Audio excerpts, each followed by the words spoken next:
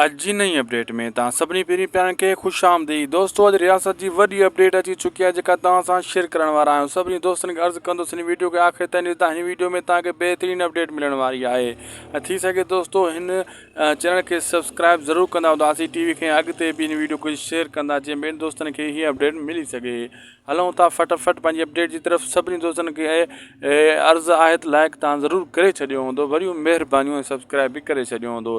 दरअसल दोस्तो रियासत ड्रामे जो टीज़र अचण वारो आहे। जी हाँ दोस्तो, नई ख़बर जेका आई आहे, कल भी मां अपडेट ॾिनी हुई, काफ़ी दोस्तनि खे मिली हूंदी उहा अपडेट, काफ़ियुनि खे न मिली हूंदी छो त कल ॿिए चैनल ते ॾिनी, फर्स्ट चैनल ते सेकंड चैनल ते ॾेई रहिया आहियूं जी सभिनी खे अपडेट मिली वञे त रियासत सोप सीरियल जेको आज़म मंगल जो अचण वारो आहे, इन जी जेका टीज़र आहिनि उहे शाया कया वेंदा, हाणे रिलीज़ कया वेंदा, ऑनर कया वेंदा KTN एंटरटेनमेंट ते। जी हाँ दोस्तो, छो त ॿियो स्पेल बि लगातार शूट थी रहियो आहे। खजू साहब पंहिंजी महिनत लगातार करे रहियो आहे। उन जी इहा कोशिशि आहे त ॿिए स्पेल खे बि जल्दी शूट करे वठां, छो दोस्तो वरी तेज़ी सां सर्दियूं अचण वारियूं आहिनि, दिसंबर जनवरी इन्हनि महीननि में पोइ शूटिंग नाहे थी सघंदी। यानी बरसातियुनि जा ॾियारा बि हूंदा आहिनि, सर्दी बि घणी हूंदी आहे, मौसम ख़राबु हूंदा आहिनि, धूंधलूं हूंदियूं आहिनि।